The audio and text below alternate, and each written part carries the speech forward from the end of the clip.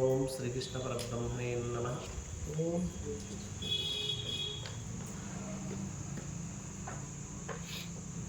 రాగద్వేషవియుక్తైస్తు విషయానింద్రియైశ్చరన్ ఆత్మవశ్యేర్విధేయాత్మా ప్రసాదమధిగచ్చతి. ప్రసాదే సర్వదుఃఖానాం హానిరస్యోపజాయతే. ప్రసన్నచేతసో హ్యాసు బుద్ధిః పర్యవతిష్ఠతే. నాస్తి బుద్ధిరయుక్తస్య నచాయుక్తస్య భావనా నచాభావయతః శాంతిః అశాంతస్య కుతః సుఖం. ఇంద్రియాణాం విచరతాం యన్మనోనువిధీయతే తదస్య హరతి ప్రజ్ఞాం వాయుర్నావమివాంభసి. తస్మాద్యస్య మహాబాహో నిగృహీతాని సర్వశః ఇంద్రియాన్ ఇంద్రియార్థేభ్యః తస్య ప్రజ్ఞా ప్రతిష్ఠితా. శ్రీకృష్ణ పరమాత్మ అర్జునునితో సాంఖ్యయోగం గురించి చెప్తూ ఉన్న విషయాలు మొన్న తరగతిలో 63 వరకు చెప్పుకున్నాం. ఈరోజు 64తో మొదలవుతుంది శ్లోకం. రాగద్వేష వియుక్తైస్తు విషయాన్ ఇంద్రియైశ్చరన్ ఆత్మవశ్యైర్ విధేయాత్మ ప్రసాదమధిగచ్చతి. నా మనస్సు శాంతంగా లేదు అని చాలామంది అంటూ ఉంటారు. మనసు స్థిమితంగా లేదండి, నా మనసు శాంతంగా లేదు, అంత అశాంతితో అల్లకల్లోలంగా ఉంది అని చెప్తూ ఉంటారు. ఉంటుంది మనసు అల్లకల్లోలంగా అశాంతిగా ఉంటే ఏం లేదు. అసలైనది ఇంద్రియాలకు రాజు ఆ మనసే. అయితే ఈ శ్లోకం నందు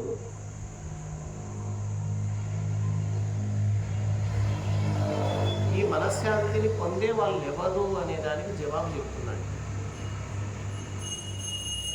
మనశ్శాంతి కావాలా అంటే కావాలి అంటాం అందరం. మన మనస్సు శాంతంగా ఉండాలని అందరం కోరుకుంటాం. మరి ఆ శాంతి దొరకడం లేదు. మనసులో ఎప్పుడు చూసినా అలజడి, ఎప్పుడు చూసినా దుఃఖం, ఎప్పుడు చూసినా అశాంతి ఉన్నది మనసులో. మరి మనశ్శాంతి ఎవరు పొందుతారు, ఎలా పొందుతారు అంటే ఇక్కడ 3 విషయాలు చెప్తున్నాడు. ఈ 3 విషయాలు ఎవరికైతే ఉంటాయో వాళ్ళకి మనశ్శాంతి ఉంది. ఈ 3 లక్షణాలు ఎవరిలో అయితే ఉంటాయో వాళ్ళకి మనశ్శాంతి ఉంటుంది. ఏమిటి ఆ 3 లక్షణాలు అంటే చెప్తున్నాడు. రాగద్వేష వియుక్తైస్తు, రాగము ద్వేషము లేనివారు అన్నాడు. వ్యక్తి మీద కానీ, వ్యక్తుల మీద కానీ, వస్తువు మీద కానీ, వస్తువుల మీద కానీ రాగము ఉండకూడదు. మొదటిది అనురాగం. అది లేకపోతే నేను లేను అనేది రాగం. లేకపోయినా నాకేం అవసరం లేదు అనే స్థితిలో ఉంటే రాగం లేనట్టు. అది నీది అనుకుంటే రాగం వస్తుంది, నీది అని అనుకోకపోతే రాగం రాదు. మన గ్రామంలో ఎవరో ఏదో పోగొట్టుకున్నారంట అని వార్త విన్నాం అనుకో, దుఃఖపడతామా? అవునా? జరిగిందమ్మా, పొరపాటున జరిగింది అంటాం తప్ప దాంతో అంత అనురాగం ఉండదు. ఇట్లా విని ఇట్లా వదిలిపెట్టేస్తాం. నీకు సంబంధించిన విషయాలు, నీ పిల్లలకు సంబంధించిన విషయాలు, నీ ఆస్తికి సంబంధించిన విషయాలు, ఇవన్నీ కూడా ఏమి జరుగుతున్నా ఈ చెవులు అంటే ఈ చెవులు వదిలిపెట్టేటట్టుంటే రాగం లేనట్టు. ఏది జరిగినా రాజ్యం అంతా తగలబడిపోతుంది అంటే కూడా పోనీలే అన్నాడు జనక మహారాజు. రాజ్యం అంతా తగలడిపోతుంది అంటే ఆయనకు అనురాగం లేదు. తగ్గిస్తా రావాలి, ఒకేసారి పోదు. నిదానంగా. ఎందుకు అంత మాట అన్నాడు జనక మహారాజు అంటే ఎట్లా పోయేదే కదా. ఈరోజు కాకపోతే రేపు కాకపోతే ఎల్లుండి, ఈ సంవత్సరం కాకపోతే మరో సంవత్సరం ఇంకో 10 ఏళ్ళకి కానీ, 20 ఏళ్ళకి కానీ, 100 ఏళ్ళకి కానీ, 1000 ఏళ్ళకైనా పోయేదే ఏదైనా. ఎంత పెద్ద పెద్ద కట్టడాలు కూడా పోతున్నాయి. ఇంకా మనుషులు అయితే మహా అంటే 60, 70 ఎప్పుడోసారేమో. ఎంత ప్రేమించినా, ఎంత నావాడు అనుకున్నా, ఎంత దగ్గరకు తీసుకున్నా ఏదో ఒక రోజు నీకు ఖచ్చితంగా దూరం కావాల్సిందే. నువ్వన్నా దూరం కావాలా, వాళ్ళన్నా దూరం కావాలి. దూరం అయితే దూరమే. అందుకే దూరం అయ్యే దాని మీద ఎందుకు ఇంత అనురాగం, పోయే దాని మీద ఎందుకు అంత మమకారం?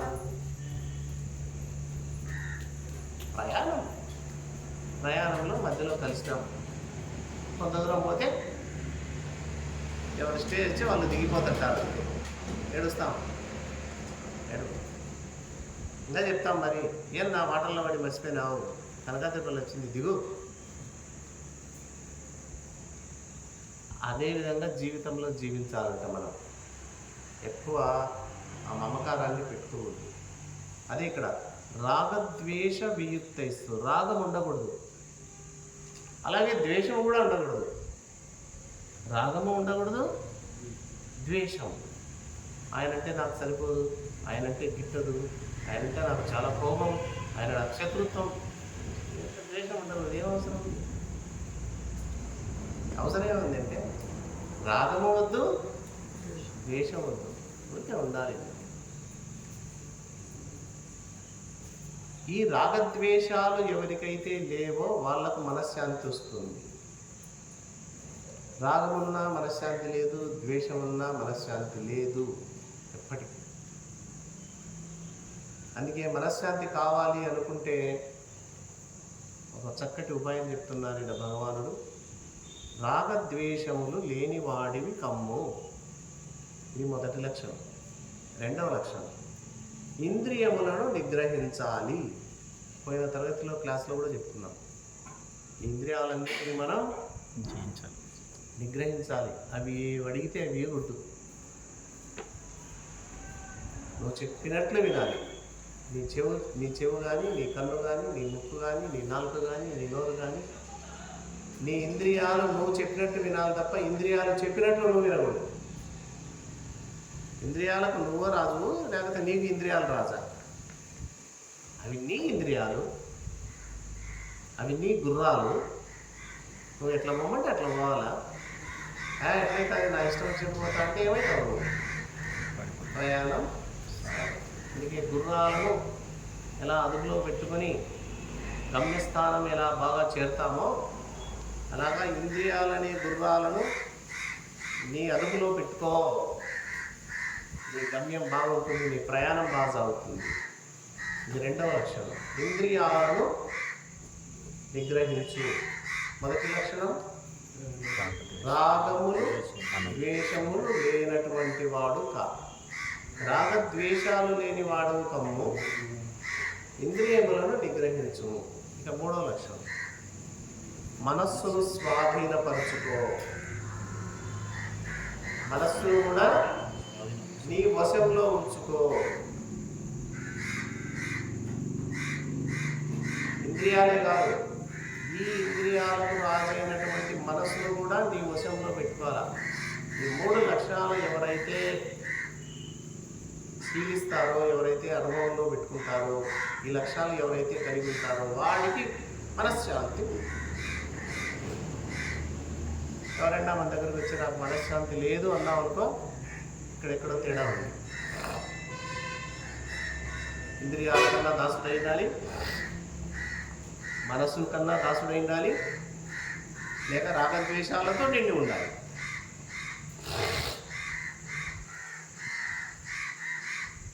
ఒక వ్యక్తిపై ద్వేషం వచ్చిందనుకో, నేను నిద్ర వస్తాను, ఏం చేయాలి. ఒక వస్తువుపై రాగం పడిందనుకో, ఎలా పొందాలి. ఇదే రాత్రి తపన పడుతుంది, పగలు రాత్రి. అందుకే మనశ్శాంతి ఉండదు. కాబట్టి మనశ్శాంతి ఉండాలి అంటే రాగద్వేషాలు లేనివాడవు కా, ఇంద్రియములను జయించు, మనస్సును కూడా నిగ్రహించి నీ వశంలో ఉంచుకో. ఈ మూడు లక్షణాలు ఎవరైతే కలిగి ఉన్నారో వారికి తప్పకుండా మనశ్శాంతి లభిస్తుంది. ఒకే ఒక శ్లోకంలో మనశ్శాంతి కావాలనుకున్న వాళ్ళు ఇవి చేయండి అని చెప్పాడు. మనశ్శాంతి అందరూ కోరే వాళ్ళే, కానీ ఈ మూడు లక్షణాల కాడ ఇబ్బంది పడి ఇది తెలియదు చాలామందికి. మనశ్శాంతి కావాలంటే ఇంకా కొన్ని తెచ్చుకుంటాడు కొత్త కొత్తవి. వాటి వల్ల ఇంకా నష్టమే తప్ప లాభం ఏమి ఉండదు. ఏమైనా సరే ఏదో చిన్న వ్యాపారం చేసుకుంటా ఉంటివి, మనశ్శాంతిని బతుకుతా ఉంటివి. రాత్రి ఏదో 9ంటికి కొనుక్కొని హాయిగా నిద్రపోయేవాడు. రెండో వ్యాపారం పెట్టుకున్నావు, మూడో వ్యాపారం పెట్టుకున్నావు. ఏమయ్యా ఎట్లా అని అన్నావు అనుకో, ఏదైనా రాత్రి 1 గంట అయితే నిద్ర లేదు, పని పని పని. ఏమంది నాకు మనశ్శాంతి చెప్పు. ఇంకా మనస్సును అల్లకొల్లం చేసుకున్నాను తప్ప మనశ్శాంతిని పొందాను. వస్తుంటుంది ఆదాయం, కాదా? డబ్బు వస్తుండొచ్చు, డబ్బు ఎప్పుడు శాంతిని ఇవ్వదు. ఇస్తుంది డబ్బు. బాహ్యంలో ఉన్నటువంటి వస్తువులు, ఈ బాహ్యంలో ఉన్నటువంటి ధనము, ఈ సంపదలన్నీ కూడా తాత్కాలికంగా శాంతిని ఇస్తాయి, కానీ శాశ్వతమైన శాంతిని, పరిపూర్ణమైన శాంతిని, నిజమైన శాంతిని ఇవ్వవు.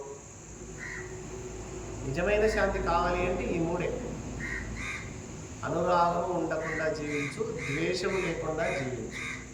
రాగద్వేషములను లేకుండా చేసుకో, ఇంద్రియాలను నిగ్రహించుకో, మనస్సును నిగ్రహించుకో. ఈ 3 లక్షణాలు కలిగి ఉంటే నీకు మనశ్శాంతి సహజంగానే వస్తూ వస్తూ వస్తూ ఎంత మారుతూ ఉంటే అంత వస్తుంటాయి.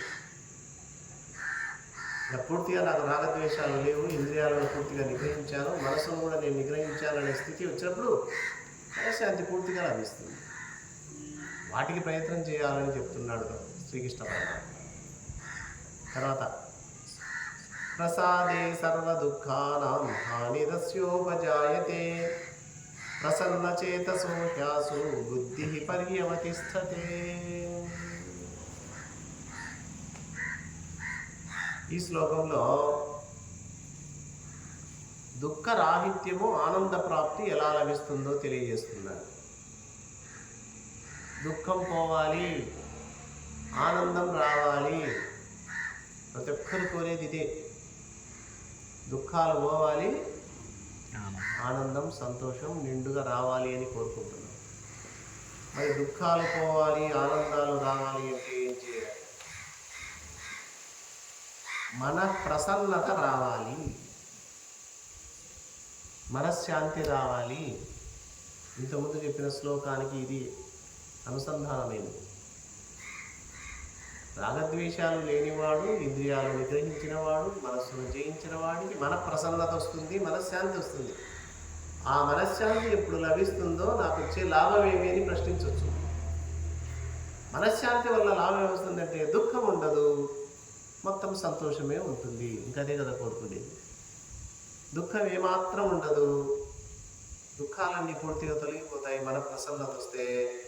తద్వారా బ్రహ్మాండమైనటువంటి ఆనందం లభిస్తుంది. దుఃఖాలు తొలగిపోయి ఆనందం లభించి వచ్చినప్పుడు అప్పుడు నీ మనసు ఎట్లా చెప్తే అట్లా వింటుంది. కాబట్టి మనసా పరమాత్మ యందు మాత్రమే స్థిరంగా ఉండు అని చెప్పు, అది కదలకుండా ఉంటుంది.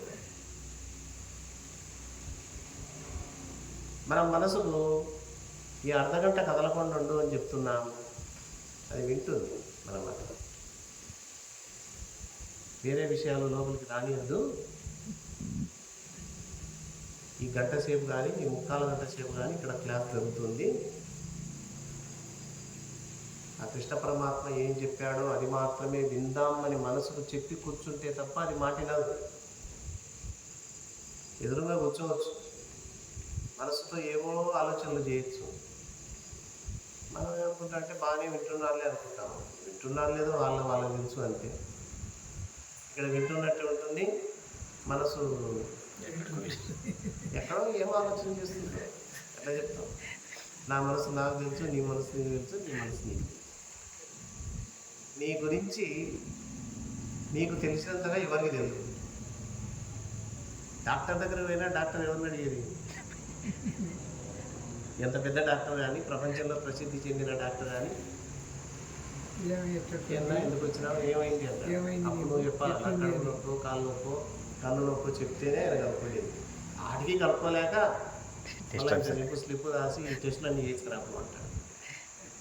ఆ టెస్టులు అన్నీ రాయించుకొని వచ్చిన తర్వాత ఓహో ఈ సమస్య ఇది అని చెప్పి తేల్చి దానికి తగిన మందులు ఇచ్చి పంపిస్తాం.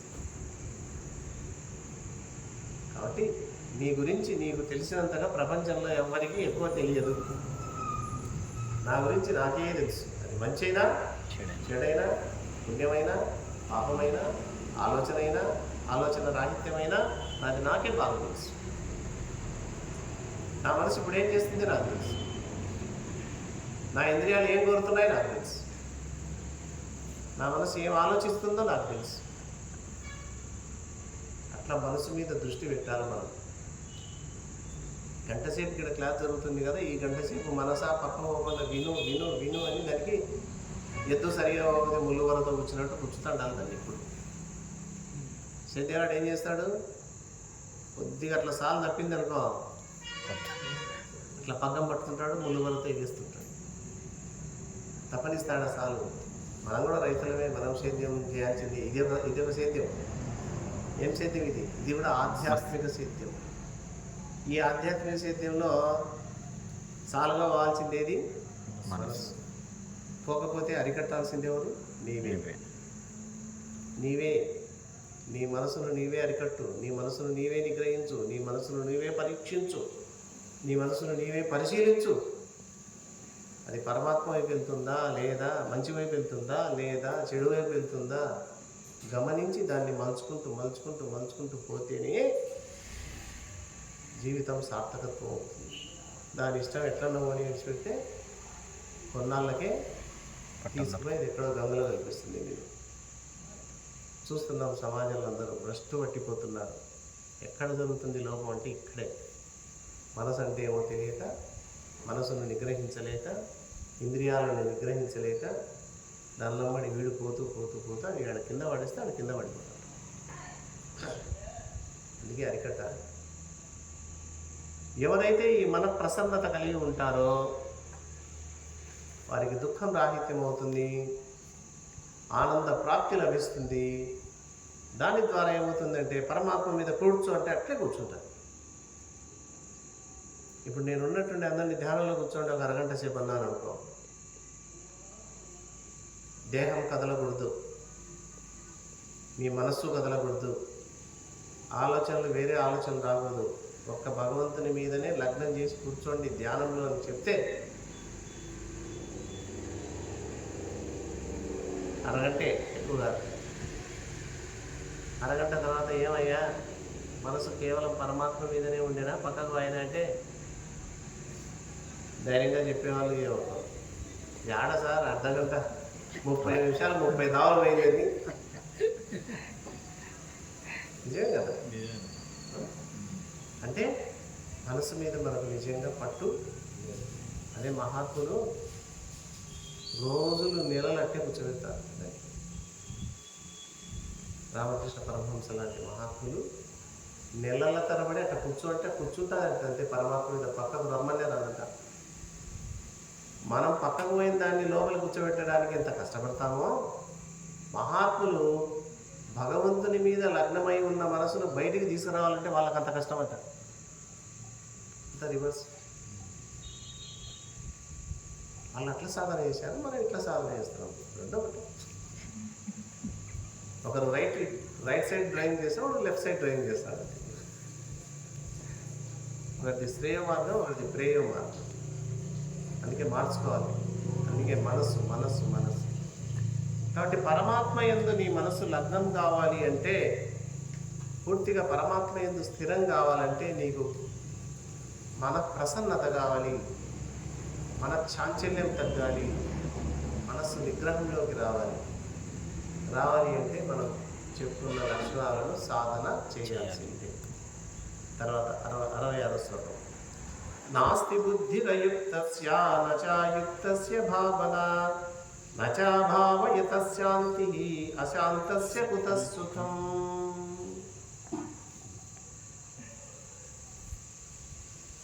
అయ్యా ఇంద్రియాలు వశంలో లేవు, మనస్సు వశంలో లేదు, మరి వాళ్ళ పరిస్థితి ఏంటి?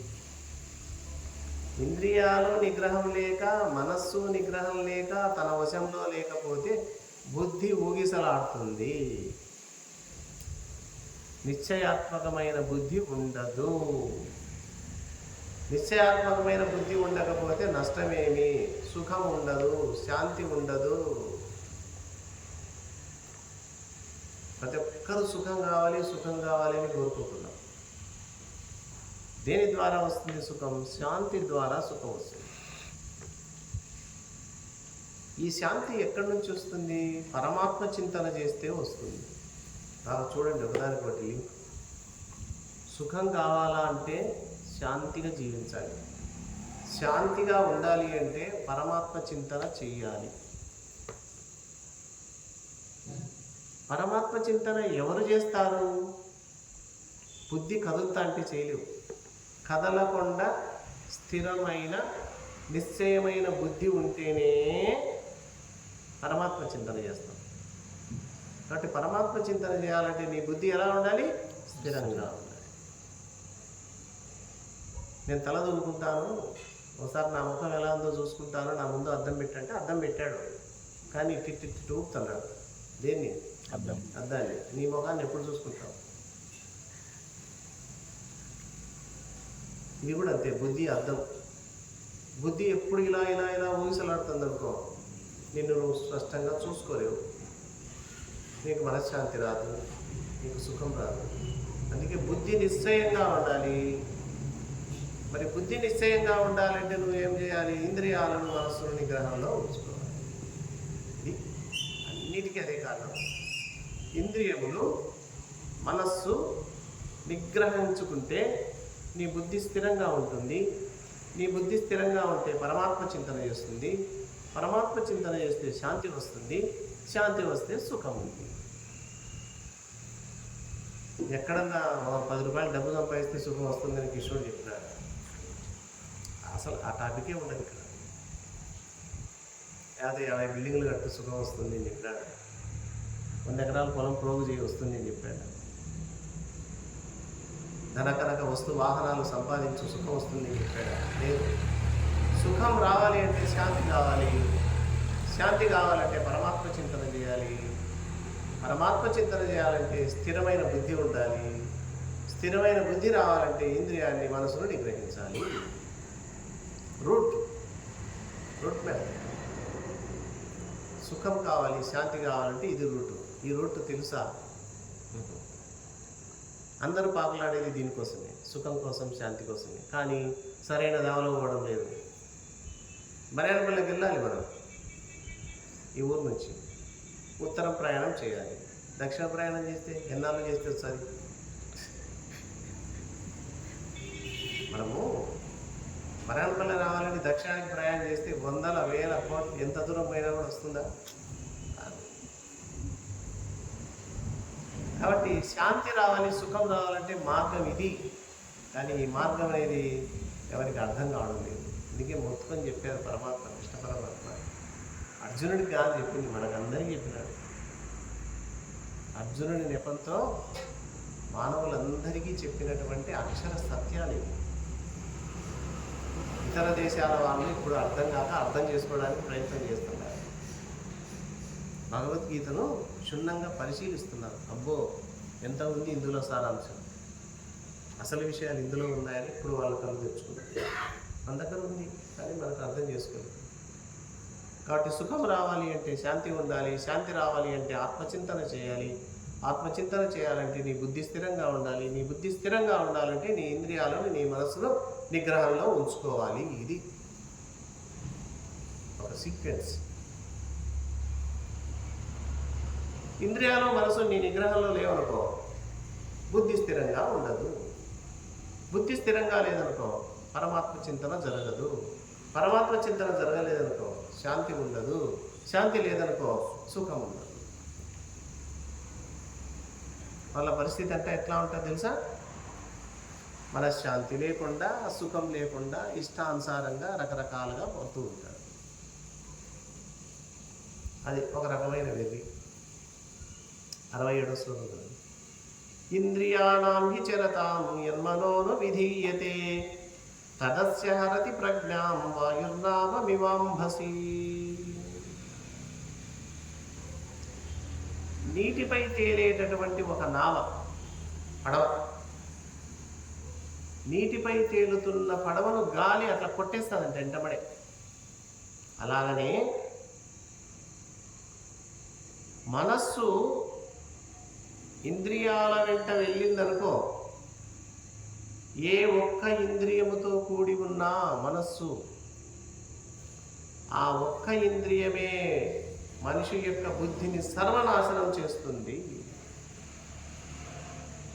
మనకు జ్ఞానేంద్రియాలు ఎన్ని చెప్పాం? 5 చెప్పాం. 5ంటికి ఇంద్రియార్థాలు ఏం చెప్పినాం? శబ్దము, స్పర్శ, రూపము, రసము, గంధం చెప్పాం. 5 అవసరం లేదంట. నీ మనస్సు ఒక్కదానికి లొంగినా సర్వనాశనం. 5ంటికి లొంగాల్సిన అవసరం. చేప నీళ్ళల్లో హాయిగా ఉంటుంది. చేప పట్టాలన్నవాడు ఏం చేస్తాడు? గాలం వేస్తాడు. దానికి ఏం వేస్తాడు? ఒక ఎర వేస్తాడు. చూసింది చేప, దాని దావన అది పోతే హ్యాపీగా ఉంది. ఆశ, నాలుక, రుచి, ఆ రుచి కోసం తినాలని వస్తుంది. పాపం గాలానికి చిక్కుపడతాడు. ఒక ఇంద్రియంతో అది బలైపోయింది. మరి చెవి అనే ఇంద్రియము, మనకు ముక్కు అనే ఇంద్రియము, నాలుక అనే ఇంద్రియము, స్పర్శ చర్మం అనే ఇంద్రియము, కన్ను అనే ఇంద్రియము, 5 ఇంద్రియాలతో 5 ఇంద్రియార్థాలను స్వీకరిస్తే ఇంకా వాడు తట్టుకుంటాడా? కాబట్టి నీ మనస్సు ఈ ఇంద్రియాల వెంట పరిగెత్తింది అంటే బుద్ధి స్థిరంగా ఉండదు, మనోనిగ్రహం ఉండదు. బుద్ధి ఎప్పుడు ఊగిసలాడితే ఆలోచనలు సరిగా చేయలేము, సరైన నిర్ణయం కూడా రాదు. బుద్ధి స్థిరంగా ఉన్నవాడు బుద్ధిమంతుడు. బుద్ధి స్థిరంగా లేనివాడు బుద్ధి లేనివాడు, బుద్ధిహీనుడు అంటాం. అది బుద్ధే, ఇది బుద్ధే. స్థిరంగా ఎవరి బుద్ధి ఉంటుందో వాళ్ళు బుద్ధిమంతులు అవుతారు. స్థిరంగా బుద్ధి ఉండకుండా ఎప్పుడు ఊగిసలాడుతూ ఉంటుంది బుద్ధి, వాళ్ళు బుద్ధిహీనులు అవుతారు. అక్కడే తేడా. ఎవరయ్యా బుద్ధిహీనులు అయ్యేది? బుద్ధి స్థిరంగా లేని వాళ్ళు. ఎందుకు లేదు వాళ్ళ బుద్ధి స్థిరంగా? ఇంద్రియాల పడి వాడి మనసు పరిగెత్తా ఉంది. అందుకే బుద్ధి భ్రష్టం అయిపోయింది. తద్వారా మొత్తం నాశనమే. ఇంకా బుద్ధి పాలేకపోతే ఏముంది? సర్వనాశనం.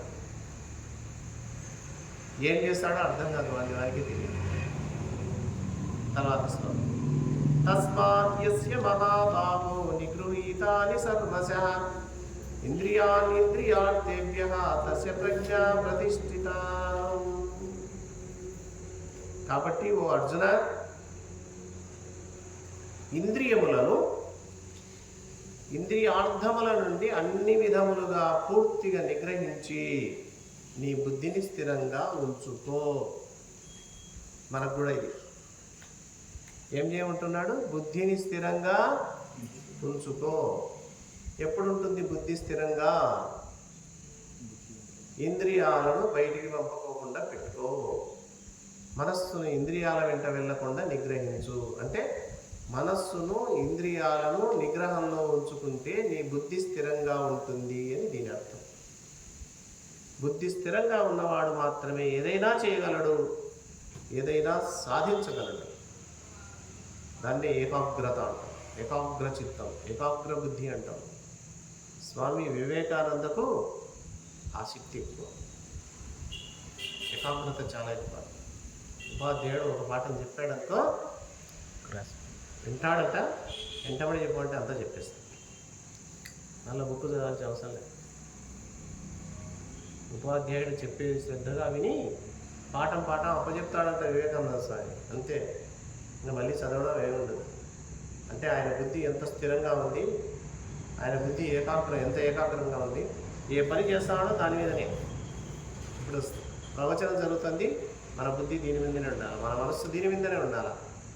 పక్కకు వెళ్ళకూడదు.